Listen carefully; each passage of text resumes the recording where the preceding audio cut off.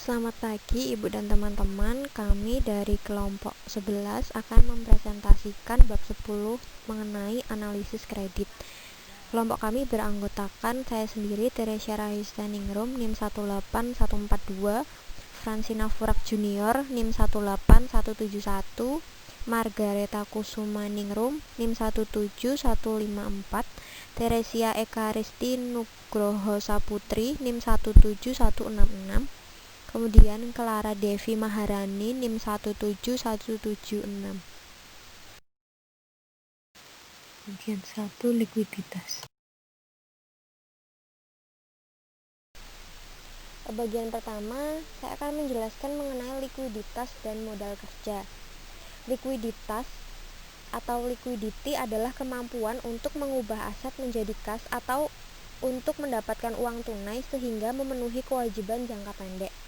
Jangka pendek secara konvensional dipandang sebagai jangka waktu sampai dengan 1 tahun, meskipun diidentifikasi dengan siklus operasi normal perusahaan atau periode waktu yang meliputi beli memproduksi, jual mengumpulkan.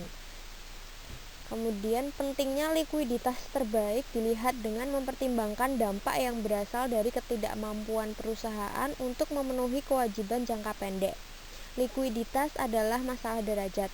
Kurangnya likuiditas mencegah perusahaan dari mengambil keuntungan dari diskon yang menguntungkan atau peluang yang menguntungkan. Masalah likuiditas yang lebih ekstrim mencerminkan ketidakmampuan perusahaan untuk memenuhi kewajiban saat ini. Hal ini dapat menyebabkan penjualan paksa investasi dan aset lainnya dengan harga berkurang dan dalam bentuk yang paling parah, insolvabilitas dan kebangkrutan. Kemudian yang kedua itu modal kerja. Modal kerja atau working capital merupakan selisih aktiva lancar setelah dikurangi kewajiban lancar. Hal ini penting sebagai ukuran aset lancar yang mencerminkan pengaman bagi kreditor. Hal ini juga penting dalam mengukur cadangan cair tersedia untuk memenuhi kontingensi dan ketidakpastian seputar keseimbangan perusahaan dari arus kas masuk dan arus kas keluar. Kemudian aset lancar dan kewajiban lancar. Aset lancar, aktiva lancar atau current asset adalah kas dan aset lain yang secara wajar dapat diwujudkan dalam bentuk kas atau dijual atau dikonsumsi dalam 1 tahun atau siklus operasi normal perusahaan jika lebih besar dari 1 tahun.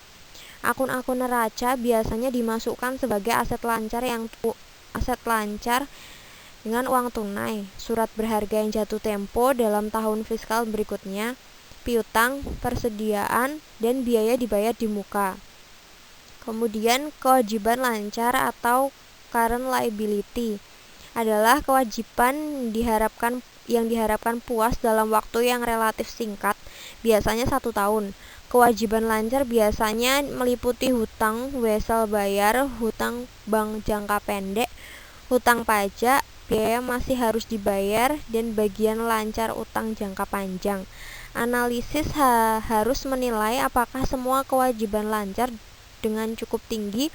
Probabilitas pembayaran akhirnya dilaporkan dalam kewajiban lancar. Jika tidak dimasukkan, maka akan mengurangi manfaat analisis modal kerja.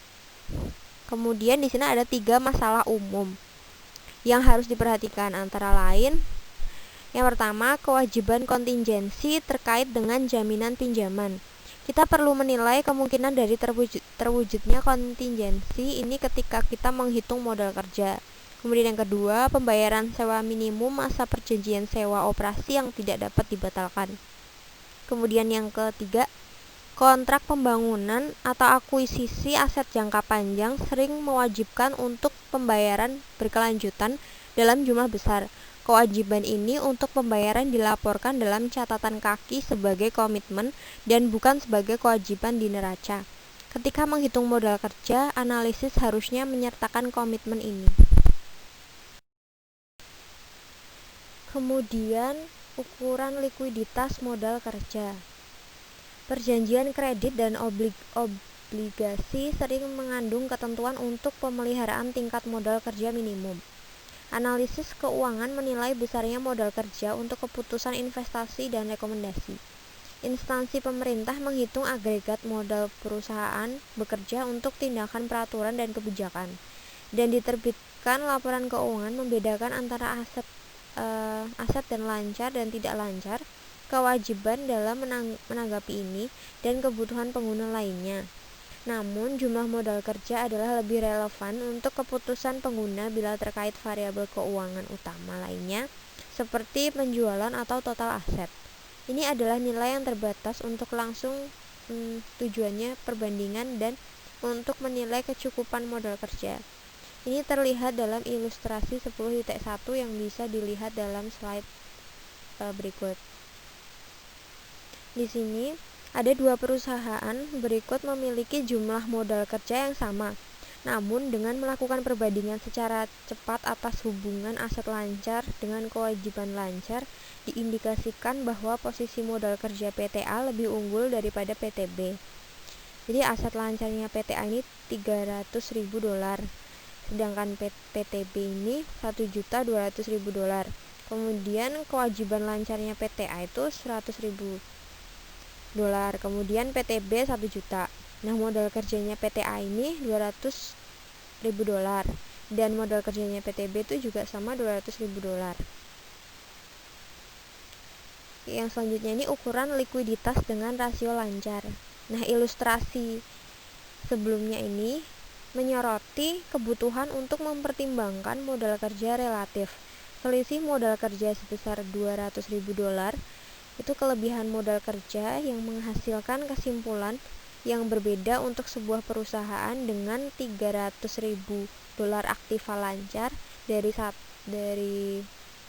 perusahaan A dengan $1.200.000 dari perusahaan B, dari aktiva lancar perusahaan B. Seorang kerabat umumnya mengukur dalam praktek ini adalah rasio lancar. Rasio lancarnya atau current rasionya didefinisikan sebagai berikut. Rasio lancar sama dengan aset lancar dibagi kewajiban lancar.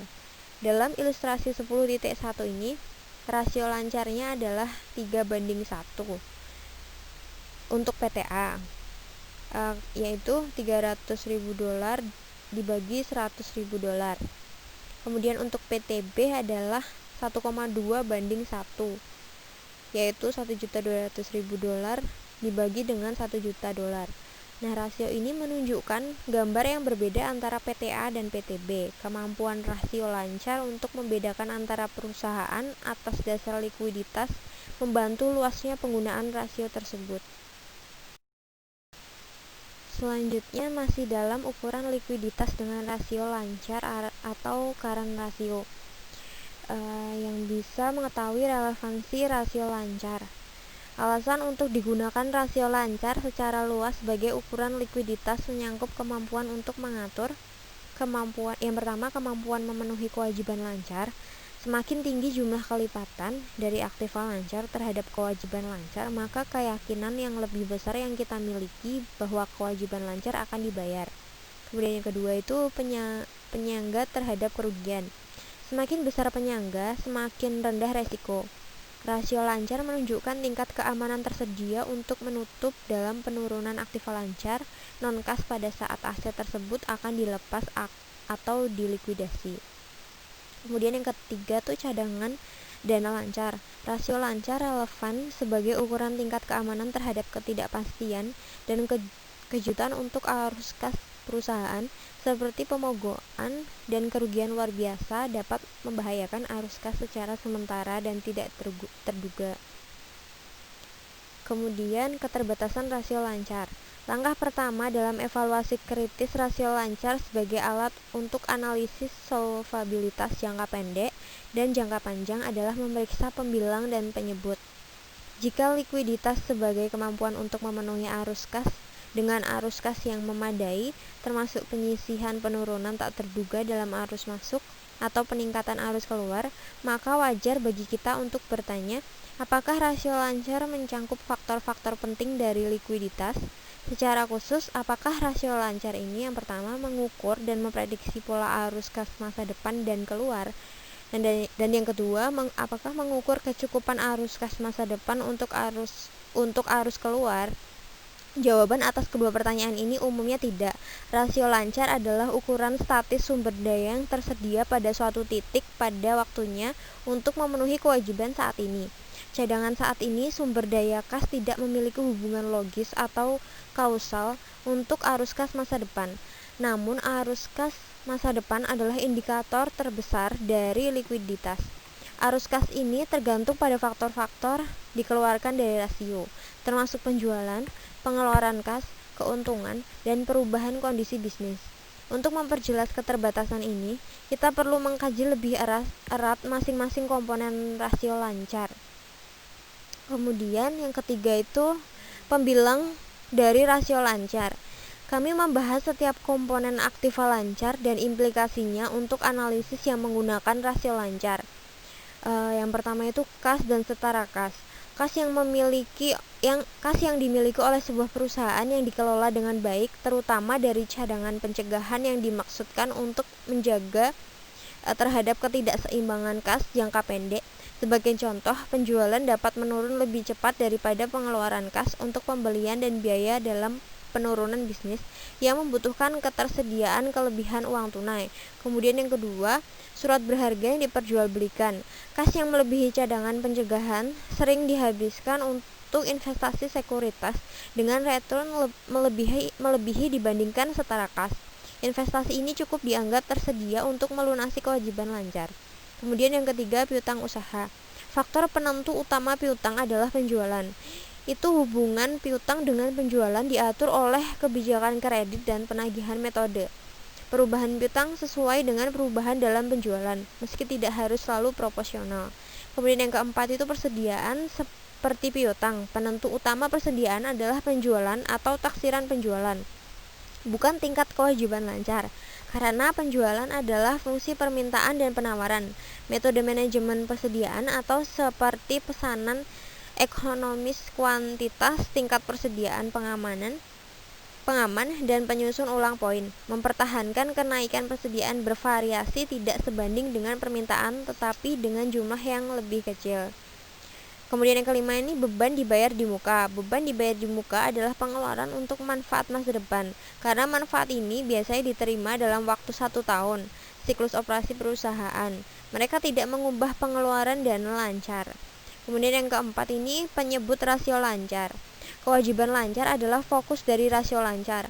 Mereka adalah sumber uang tunai dalam piutang, cara yang sama dan persediaan menggunakan uang tunai. Kewajiban lancar terutama ditentukan oleh penjualan dan kemampuan perusahaan untuk menemui mereka saat jatuh tempo adalah objek langkah-langkah modal kerja. Sebagai contohnya, karena pembelian yang menimbulkan hutang adalah fungsi penjualan, hutang berbeda dengan penjualan. Selama penjualan tetap konstan atau meningkat, pembayaran kewajiban lancar adalah kegiatan pendanaan. Dalam hal ini, komponen rasio lancar memberikan sedikit jika ada pengakuan terhadap kegiatan ini atau dampaknya pada arus kas masa depan. Selain itu, kewajiban lancar masuk ke dalam perhitungan rasio lancar tidak termasuk calon kas pengeluaran. Contoh adalah komitmen tertentu dalam kontrak konstruksi, pinjaman, sewa, dan pensiun. Kemudian yang selanjutnya ini menggunakan rasio lancar untuk analisis. Dari pembahasan kita tentang rasio lancar, kita dapat menarik setidaknya 3 kesimpulan. Yang pertama, likuiditas tergantung untuk sebagian besar pada arus kas prospektif dan pada tingkat lebih rendah pada tingkat kas dan setara kas. Yang kedua, tidak ada hubungan langsung ada antara saldo akun modal kerja dan kemungkinan pola arus kas masa depan. Kemudian yang ketiga, kebijakan manajerial mengenai piutang dan persediaan diarahkan terutama pada pemanfaatan aset yang efisien dan menguntungkan dan kemudian adalah likuiditas. Baik, di sini saya Fransina Furak Junior, NIM 18171. Di sini saya akan menjelaskan mengenai menggunakan rasio lancar untuk analisis. Jadi pertama, alasan penggunaan rasio lancar itu sebenarnya karena mudah dipahami, mudah dihitung dan datanya tersedia.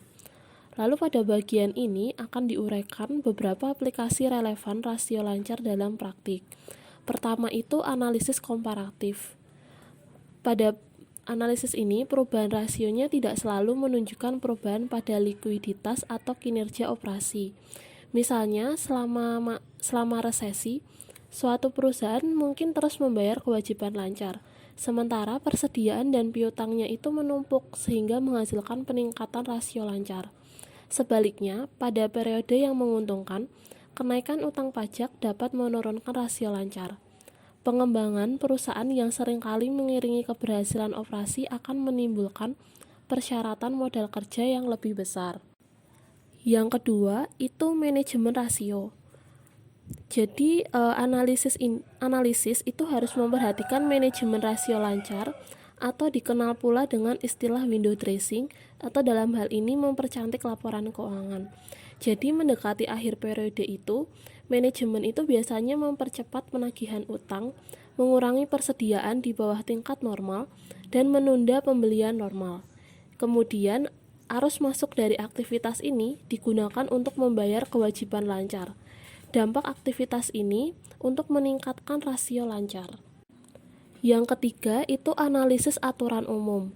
Jadi aturan umum yang biasanya dipakai itu jika rasio lancar 2:1 atau lebih baik lagi, maka perusahaan cukup baik secara keuangan. Sementara rasio di bawah 2:1 menunjukkan peningkatan risiko likuiditas. Dan evaluasi rasio lancar ini berdasarkan aturan lain akan diragukan karena dua alasan berikut. Pertama, itu kualitas aktiva lancar dan komposisi kewajiban lancar lebih penting dalam mengevaluasi rasio lancar. Kedua, persyaratan modal kerja bervariasi bergantung pada kondisi industri dan jangka waktu siklus perdagangan bersih perusahaan. Yang keempat, itu analisis siklus perdagangan bersih. Kebutuhan modal kerja suatu perusahaan dipengaruhi oleh investasi dalam persediaan dan hubungan antara perjanjian kredit dari pemasok dengan kredit yang diberikan kepada pelanggan. Pertimbangan ini menunjukkan siklus perdagangan bersih atau net trade cycle. Yang berikutnya itu ukuran likuiditas dengan rasio berbasis kas. Mengingat kas dan setara kas merupakan aset lancar yang paling likuid, jadi ada dua rasio yang berbasis kas di sini. Pertama, itu rasio kas terhadap aset lancar. Itu rumusnya kas ditambah setara kas ditambah efek yang dapat diperjualbelikan dibagi aset lancar. Jadi, makin tinggi rasio ini, maka makin liquid aset lancar tersebut. Yang kedua, itu rasio terhadap kewajiban lancar. Rumusnya itu kas ditambah setara kas ditambah efek yang dapat diperjualbelikan dibagi kewajiban lancar. Jadi rasio ini mengukur ketersediaan kas untuk membayar kewajiban. Yang berikutnya mengenai analisis likuiditas berdasarkan aktivitas operasi. Di sini ada 3. Yang pertama, ukuran likuiditas piutang usaha. Jadi dalam menilai likuiditas termasuk modal kerja dan rasio lancar, penting juga untuk mengukur kualitas dan likuiditas piutang. Jadi baik kualitas maupun likuiditas piutang dipengaruhi oleh tingkat perputarannya, sehingga kualitas ini mengacu pada kemungkinan tertagihnya piutang tanpa menimbulkan kerugian. Dalam ukuran likuiditas piutang usaha di sini ada 3 hal. Yang pertama, interpretasi ukuran likuiditas piutang. Dan ini rumusnya adalah cadangan piutang tak tertagih dibagi piutang kotor. Lalu yang berikutnya mengenai jumlah hari dalam menagih piutang. Jadi rumusnya itu piutang usaha dibagi dari hasil penjualan dibagi 360. Dan jumlah hari penagihan piutang ini mengukur jumlah hari yang dibutuhkan secara rata-rata untuk menagih piutang berdasarkan saldo akhir tahun piutang. Yang berikutnya mengenai perputaran piutang usaha. Dan ini rumusnya adalah penjualan kredit bersih dibagi rata. Yang kedua adalah ukuran perputaran persediaan.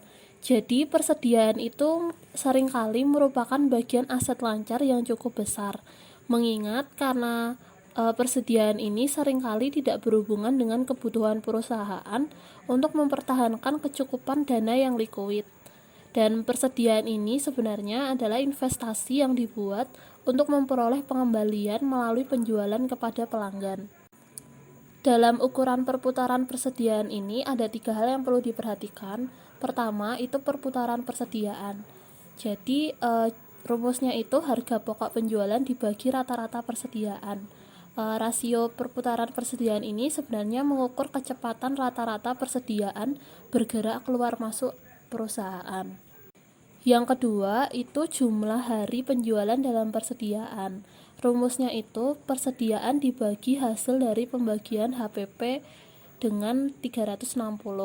Rasio ini menggambarkan jumlah hari yang dibutuhkan untuk menjual persediaan akhir dengan mengasumsikan tingkat penjualan tertentu. Yang ketiga itu interpretasi perputaran persediaan. Seperti di slide itu, pertama misalnya jumlah hari yang menagih piutang itu 75. Lalu jumlah hari penjualan dalam persediaan 120. Jadi periode konversinya 75 ditambah 120 yaitu 195.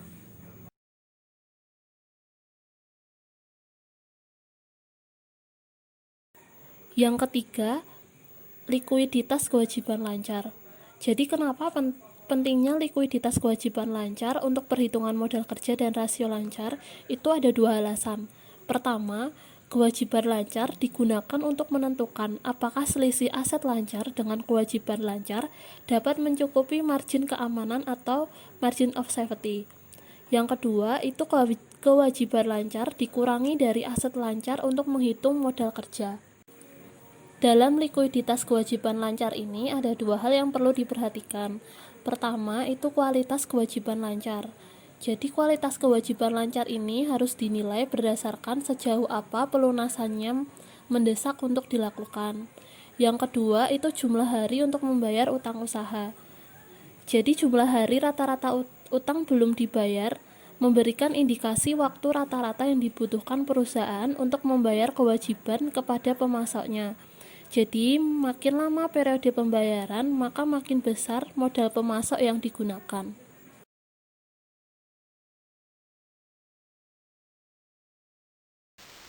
Di sini aku membahas mengenai ukuran likuiditas lainnya. Yang pertama, komposisi aset lancar. Komposisi aset lancar merupakan indikator likuiditas modal kerja. Penggunaan perbandingan persentase common size membantu evaluasi pembandingan likuiditas tanpa memperhatikan jumlahnya. Di sini terdapat ilustrasi 10.7 di mana analisis presentasi common size Texas Electric memperlihatkan penurunan likuiditas aset lancar pada tahun kedua relatif terhadap tahun pertama. Hal ini dibuktikan dengan penurunan 10% pada kas dan piutang. Rasio cepat. Uji likuiditas yang lebih ketat menggunakan rasio cepat, maksudnya aset lebih cepat dikonversikan menjadi kas dan dapat dihitung sebagai berikut. Kas ditambah setara kas, ditambah efek yang dapat diperjualbelikan, ditambah piutang usaha dan dibagi dengan kewajiban lancar. Kemudian ukuran arus kas. Rasio yang membandingkan arus kas operasi terhadap kewajiban lancar dapat mengatasi sifat statis rasio lancar karena pembilangnya mencerminkan variabel yang bergerak. Rumusnya yaitu arus kas operasi dibagi dengan kewajiban lancar.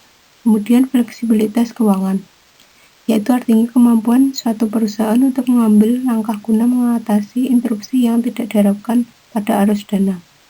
Pendanaan yang telah disepakati sebelumnya atau ketersediaan fasilitas kredit merupakan sumber kas perusahaan, yaitu peringkat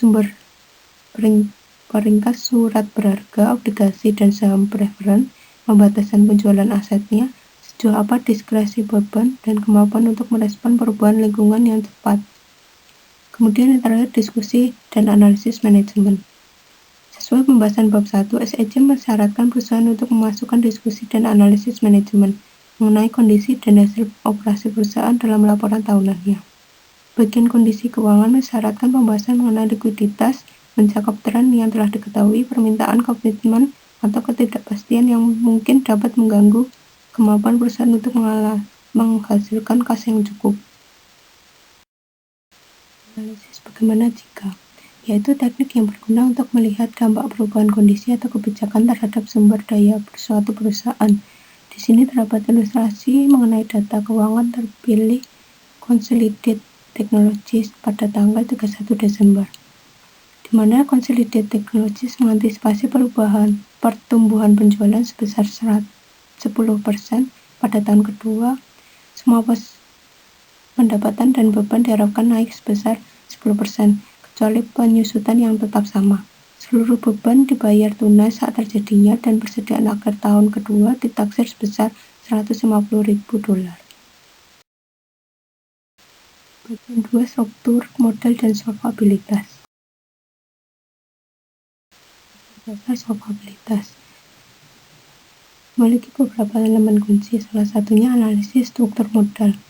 Struktur modal mengacu pada sumber pendanaan perusahaan. Pendanaan dapat diperoleh dari modal ekuitas yang relatif permanen hingga sumber pendanaan jangka pendek, sementara yang lebih beresiko. Elemen kunci solvabilitas jangka panjang lainnya yaitu laba atau kemampuan menghasilkan laba yang menunjukkan kemampuan berulang untuk menghasilkan kas dari operasi. Kemudian pentingnya struktur modal. Struktur modal merupakan pendanaan ekuitas dan utang pada suatu perusahaan yang sering dihitung berdasarkan besaran relatif berbagai sumber pendanaan. Kemudian ada karakteristik utang dan ekuitas. Kepentingan untuk menganalisis struktur modal berasal dari berbagai perspektif. Salah satunya adalah perbedaan antara utang dan ekuitas. Karakteristik modal ekuitas mencakup pengembalian yang tidak pasti dan tidak tentu, serta tidak adanya pola pembayaran kembali. Pemberian kontribusi pada stabilitas dan solvabilitas perusahaan yang bersifat permanen, tangguh di saat-saat sulit, dan tidak memiliki persyaratan dividen wajib. Masing memperoleh modal utang. Dari sudut pandang pemegang saham, utang adalah sumber pendanaan eksternal yang lebih disukai karena dua alasan. Yang pertama, bunga atas sebagian besar utang jumlahnya tetap, dan jika bunga lebih kecil daripada pengembalian atas aset operasi bersih, selisih pengembalian tersebut akan menjadi keuntungan bagi investor ekuitas. Yang kedua, bunga merupakan beban yang dapat mengurangi pajak, sedangkan dividen tidak. Untuk konsep leverage keuangan, maksudnya perusahaan memperdagangkan ekuitas. Hal ini menunjukkan perusahaan menggunakan modal ekuitas sebagai dasar pinjaman untuk mendapatkan kelebihan pengembalian. Kemudian, bunga yang mengurangi pajak. Di sini terdapat ilustrasi yang dapat disimpulkan sebagai berikut. Yang pertama, bunga merupakan pengurang pajak, sementara dividen kas untuk pemegang ekuitas tidak mengurangi pajak. Yang kedua, laba yang tersedia untuk pemegang ekuitas menjadi lebih besar karena bunga merupakan pengurang pajak. Yang ketiga, bunga yang tidak dibayarkan dapat menyebabkan kebangkrutan, sedangkan dividen yang tidak dibayar tidak menyebabkan kebangkrutan. Yang terakhir, dampak leverage lainnya. Dari keuntungan yang lain yang sudah disebutkan di atas tadi, juga ada keuntungan yang lain, yaitu posisi utang jangka panjang. Jika tingkat bunga mengalami peningkatan, perusahaan dengan utang yang telah membayar tingkat bunga tetap akan lebih menguntungkan dibandingkan perusahaan yang tidak memiliki utang. Namun, hal sebaliknya juga berlaku. Akhirnya, pada periode inflasi, kewajiban moneter menghasilkan keuntungan tingkat harga. Selanjutnya, kita membahas tentang penyesuaian untuk analisis struktur modal. Ukuran dan pengungkapan akun kewajiban dan ekuitas pada laporan keuangan diatur oleh penerapan prinsip akuntansi yang berlaku umum. Analisis harus mengingat prinsip yang mengatur ukuran dan pengungkapan akun kewajiban dan ekuitas saat menganalisis struktur modal dan implikasinya pada solvabilitas.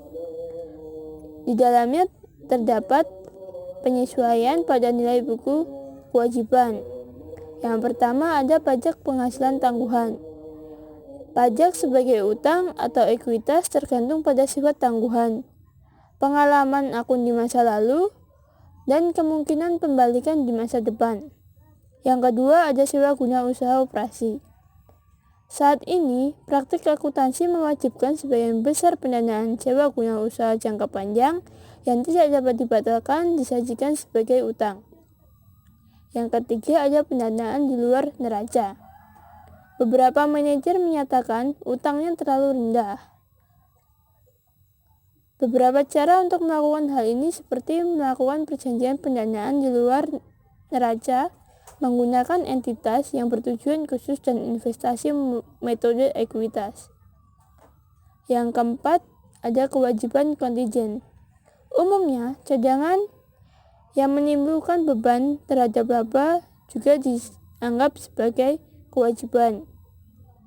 Yang kelima, ada hak minoritas.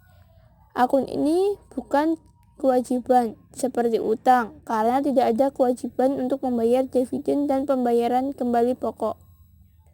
Yang keenam, ada utang yang dapat dikonversi. Biasanya disajikan sebagai kewajiban lainnya atau sebagai pos yang terpisah dari daftar utang maupun ekuitas. Jika dikonversi menjadi saham biasa, maka utang ini dapat dikelompokkan menjadi ekuitas untuk bertujuan analisis struktur modal. Yang terakhir ada saham preferen. Karakteristik ini serupa karakteristik ekuitas, di mana sebagian besar saham preferen tidak mengharuskan membayar dividen. Namun, jika diharuskan, harus dianggap sebagai utang.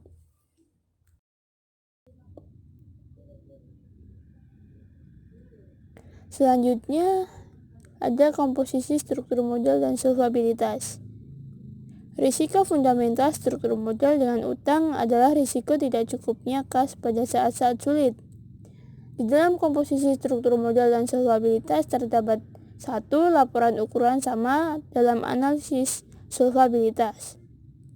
Analisis komposisi dilakukan dengan membuat common size statement atas bagian kewajiban dan ekuitas pada neraca.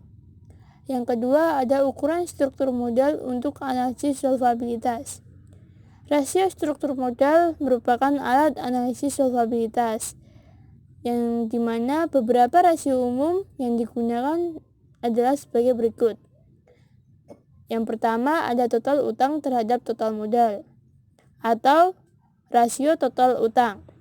Dengan rumus, total utang dibagi dengan total modal.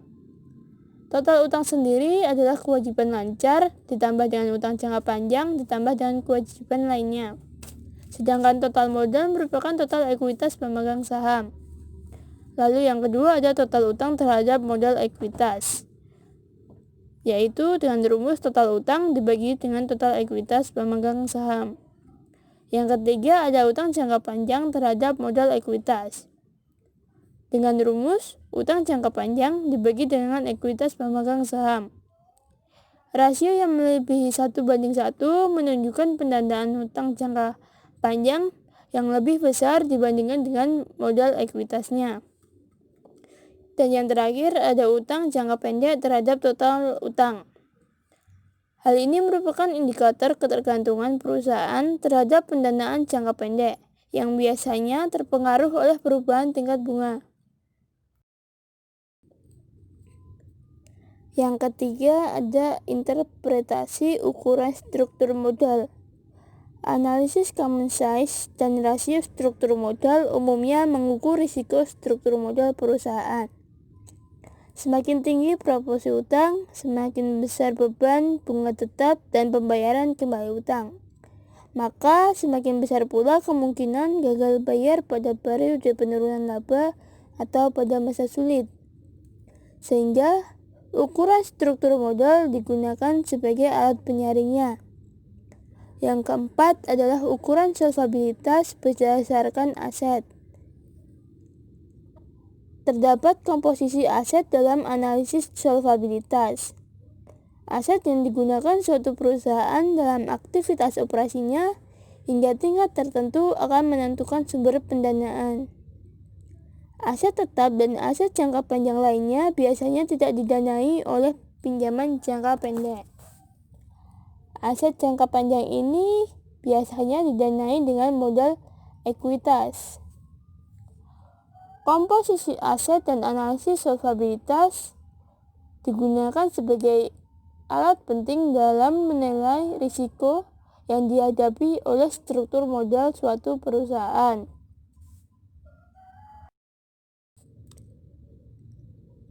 Selanjutnya ada cakupan laba.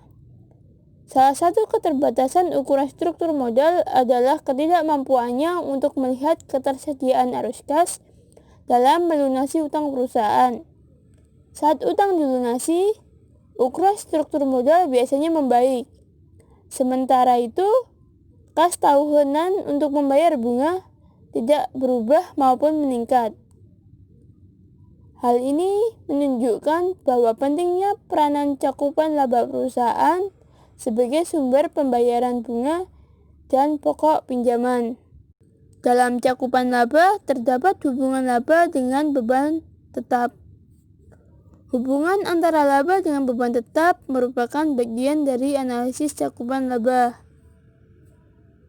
yang dimana mengharuskan rasio laba terhadap beban tetap diungkapkan pada seluruh efek utang yang telah terdaftar dengan rumus laba yang tersedia untuk memenuhi beban tetap dibagi dengan beban tetap. Dalam hubungan laba dengan beban tetap, terdapat beberapa cara dalam menghitung laba. Yang pertama ada menghitung laba yang tersedia untuk beban tetap. Dalam pembahasan sebelumnya, terdapat perbedaan penentuan laba menggunakan akuntansi akrual dan arus kas dari operasi. Beberapa pos pendapatan seperti laba anak perusahaan yang belum dibagikan dan penjualan dengan perpanjangan kredit tidak akan menghasilkan arus kas masuk langsung. Begitu juga dengan beberapa beban seperti penyusutan, amortisasi, depresi, dan beban pajak tangguhan tidak membutuhkan arus kas keluar. Analisis harus mengakui bahwa laba bersih yang belum disesuaikan tidak selalu merupakan pengukur ketersediaan kas untuk beban tetap yang baik. Karena beban tetap dilunasi dengan kas bukannya dengan laba. Laba terkadang digunakan sebagai perkiraan kas dari operasi, tetapi di lain waktu, hal ini dapat memberikan masalah dalam mengambil keputusan dan beban non-kas lainnya dalam menyusun laba. Lalu yang kedua ada menghitung beban tetap. Analisis beban tetap perlu untuk mempertimbangkan beberapa komponen penting. Yang pertama ada bunga yang terjadi. Beban tetap yang paling jelas dan nyata timbul akibat adanya hutang. Beban bunga itu berbeda dengan bunga yang dibayar.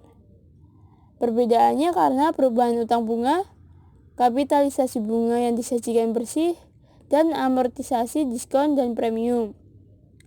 Yang kedua ada bunga implisit atas kewajiban sewa guna usaha.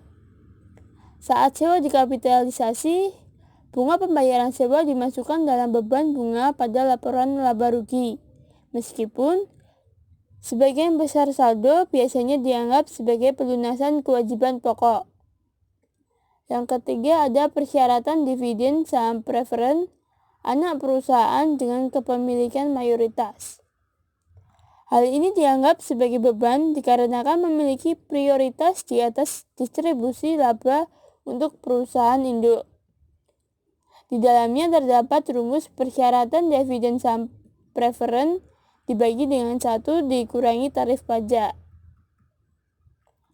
Yang keempat, ada persyaratan pembayaran kembali pokok pinjaman.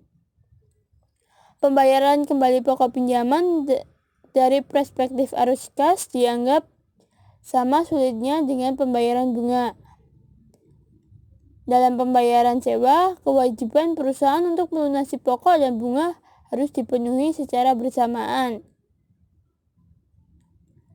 Persyaratan pembayaran kembali pokok pinjaman tidak diakui dalam penghitungan rasio laba terhadap beban tetap dikarenakan rasio laba terhadap beban tetap berdasarkan pendapatan. Bila rasio berada pada tingkat yang memuaskan, perusahaan dapat melakukan pendanaan kembali kewajiban yang jatuh tempo. Yang kedua, jika situasi perusahaan memiliki rasio utang terhadap ekuitas yang dapat diterima, maka perusahaan seharusnya mampu meminjam kembali utang untuk melunasi pembayaran pokok. Yang ketiga, memasukkan pembayaran pokok pinjaman akan menghasilkan perhitungan ganda. Kebenaran jika utang digunakan untuk memperoleh aset yang dapat disusutkan, dan jika terdapat kaitan antara pola penyusutan dan pembayaran kembali pokok pinjaman, kita harus mengakui bahwa penyusutan dapat dipulihkan hanya jika terdapat keuntungan atau paling tidak saat operasi mencapai titik impas. Yang keempat, ada masalah memasukkan persyaratan membayar kembali utang pada beban tetap, dan tidak semua perjanjian utang mengharuskan penyisian dana atau kewajiban pembayaran kembali yang sama. Yang kelima, ada jaminan untuk membayar beban tetap. Jaminan untuk membayar beban tetap atas anak perusahaan yang tidak dikonsolidasikan atau entitas yang tidak terafiliasi harus ditambahkan pada beban tetap jika persyaratan untuk melunasi jaminan terlihat jelas. Yang terakhir, ada beban tetap lainnya.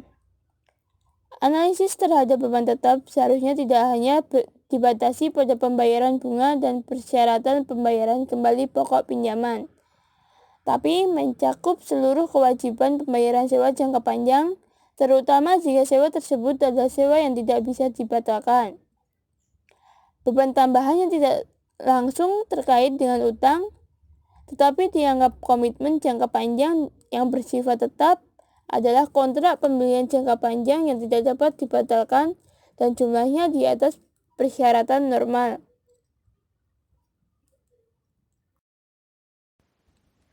Selanjutnya saya Clara Devi Maharani akan menjelaskan terkait dengan perhitungan laba terhadap beban tetap.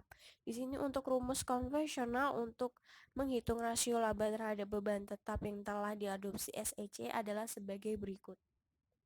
Laba sebelum pajak dari operasi dilanjutkan, ditambah dengan beban bunga, ditambah dengan amortisasi beban utang dan diskonto atau premium, ditambah dengan bagian bunga dari beban sewa operasi, ditambah dengan persyaratan dividen saham preference pada entitas anak dengan kepemilikan saham mayoritas setelah disesuaikan pajak, ditambah dengan jumlah bunga yang dikapitalisasi yang sebelumnya telah diamortisasi pada periode berjalan dikurangi dengan laba yang tidak dibagikan pada entitas anak atau afiliasi yang kepemilikan saham kurang dari 50% dibagi dengan total beban bunga ditambah dengan amortisasi beban utang dan diskonto atau premium ditambah dengan bagian bunga dari beban sewa operasi ditambah dengan persyaratan dividen saham preference pada entitas anak dengan kepemilikan saham mayoritas setelah disesuaikan dengan pajak. Untuk memudahkan penyajiannya sendiri, dua pos atau provisi atau penyisihan tidak dimasukkan dari rasio di atas. Tetapi pos tersebut seharusnya dicerminkan dalam rasio jika ada yang pertama, kerugian pada entitas anak dengan kepemilikan saham mayoritas harus dipertimbangkan secara lengkap saat menghitung laba. Yang kedua adalah kerugian investasi pada entitas anak dengan kepemilikan saham kurang dari 50% dihitung dengan metode ekuitas tidak harus dimasukkan dalam laba, kecuali perusahaan menjamin utang entitas anak tersebut. Terakhir, SEC mensyaratkan bahwa jika rasio laba terhadap beban tetap dikurang dari 1, jumlah laba yang tidak mencukupi untuk menutup beban tetap harus dilaporkan. Selanjutnya, ilustrasi laba terhadap beban tetap. Bagian ini mengilustrasikan perhitungan aktual rasio laba terhadap beban. Selanjutnya untuk analisis periode penagihan bunga, di dalam buku itu tertulis analisis jumlah kali perolehan bunga. Ukuran cakupan laba lainnya adalah rasio jumlah kali perolehan bunga atau time interest earned ratio. Rasio ini menganggap bunga hanya sebagai satu-satunya beban tetap yang memerlukan cakupan laba dengan rumus laba ditambah beban pajak ditambah beban bunga dibagi dengan beban bunga. Selanjutnya, hubungan arus kas dengan beban tetap. Perusahaan harus membayar beban tetap dalam bentuk tunai. Sementara laba neto termasuk pendapatan yang diperoleh dan beban yang terjadi tidak selalu menghasilkan atau membutuhkan uang tunai dengan segera. Bagian ini menjelaskan ukuran cakupan beban tetap berbasis kas untuk mengatasi keterbatasan ini. Untuk poin pertama yang akan dibahas adalah rasio arus kas terhadap beban tetap. Rasio arus kas terhadap beban tetap atau cash flow to fixed charge ratio dihitung menggunakan kas dari operasi daripada laba pada pembilang dari rasio laba terhadap beban tetap. Kas dari operasi dilaporkan dalam laporan arus kas. Rasio arus kas terhadap beban tetap dihitung sebagai berikut. Arus kas operasi sebelum pajak ditambah dengan penyesuaian B hingga G yang didefinisikan pada halaman 175 dibagi dengan beban tetap. Selanjutnya adalah menginterpretasikan ukuran cakupan laba. Ukuran cakupan laba memberikan pemahaman mengenai kemampuan perusahaan untuk memenuhi beban tetapnya dari laba berjalan. Terdapat kolerasi yang tinggi antara ukuran cakupan laba dan tingkat gagal bayar terhadap utang, yaitu semakin tinggi cakupan, semakin rendah tingkat gagal bayar. Untuk poin-poin yang dibahas dalam interpretasi ukuran cakupan laba terdapat 3 poin. Yang pertama adalah pentingnya variabilitas dan persistensi laba untuk cakupan laba. Faktor penting dalam mengevaluasi ukuran cakupan laba adalah perilaku laba dan arus kas dari waktu ke waktu. Semakin stabil pola laba dari suatu perusahaan atau industri, semakin kecil ukuran cakupan laba yang dapat diterima. Poin kedua, pentingnya pengukuran dan asumsi cakupan laba. Menentukan tingkat cakupan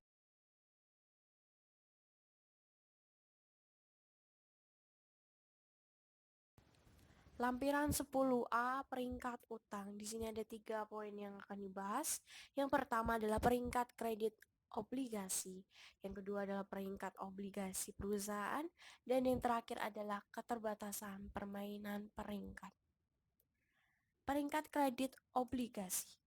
Peringkat kredit obligasi merupakan ungkapan gabungan dari penilaian mengenai kelayakan kredit penerbit obligasi dan kualitas efek tertentu yang dinilai. Peringkat mengukur risiko kredit, di mana risiko kredit merupakan probabilitas perkembangan yang tidak menguntungkan untuk kepentingan kreditor.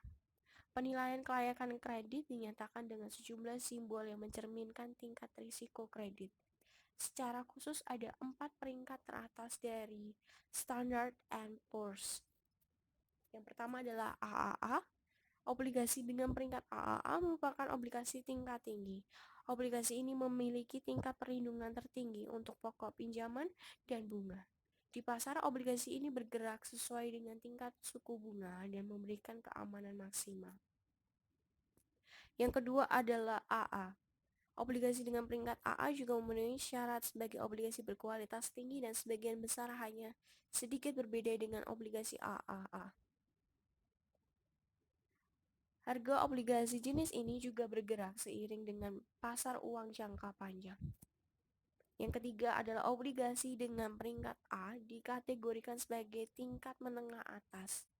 Obligasi ini memiliki kekuatan investasi yang memadai, tetapi tidak terbebas dari dampak buruk perubahan kondisi ekonomi dan perdagangan. Bunga dan pokoknya dianggap aman, dan obligasi ini umumnya mencerminkan kurs uang pada perilaku harganya dan untuk beberapa kondisi ekonomi lainnya. Dan yang terakhir adalah BBB. Obligasi dengan peringkat BBB atau kategori tingkat menengah merupakan batas dari obligasi yang aman dengan obligasi yang didominasi unsur spekulasi. Obligasi ini memiliki cakupan aset yang cukup dan biasanya dilindungi oleh tingkat laba yang memuaskan. Obligasi ini rentan terhadap perubahan kondisi, terutama kelusuan ekonomi, dan membutuhkan pemantauan terus-menerus. Di pasar, obligasi jenis ini lebih responsif terhadap kondisi.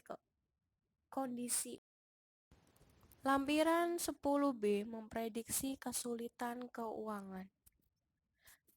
Kegunaan umum analisis laporan keuangan adalah mengidentifikasi area yang membutuhkan investigasi dan analisis lebih lanjut. Salah satu aplikasinya adalah memprediksi kesulitan uang atau predicting financial distress. Penelitian telah membuat kemajuan besar dalam memberikan berbagai rasio untuk memprediksi kesulitan uang. Penelitian ini sangat berguna dalam menyediakan alat tambahan untuk menganalisis solvabilitas jangka panjang. Model kesulitan keuangan yang biasanya disebut dengan model prediksi kebangkrutan atau bankruptcy prediction models menguji tren dan perilaku sejumlah rasio tertentu. Dalam lampiran ini akan membahas terkait yang pertama ada Ullman Z-score, dan yang terakhir adalah model kesulitan keuangan dan analisis laporan keuangan. Untuk Ullman Z-score itu merupakan model kesulitan keuangan yang paling terkenal, di mana menggunakan berbagai rasio untuk menghasilkan alat prediksi kesulitan. Ullman Z-score menggunakan teknik statistik atau analisis diskriminan berganda, multiple discriminant analysis, untuk menghasilkan alat prediksi yang merupakan fungsi linier dengan beberapa variabel penjelas. Alat prediksi ini mengklasifikasikan atau memprediksikan kemungkinan bangkrut atau tidaknya suatu perusahaan. Ullman Z-score dihitung sebagai berikut. Untuk rumusnya ada di dalam PPT, yaitu Z sama dengan 0,717x1 ditambah dengan 0,847x2 ditambah dengan 3. Sekian presentasi dari kami. Atas perhatian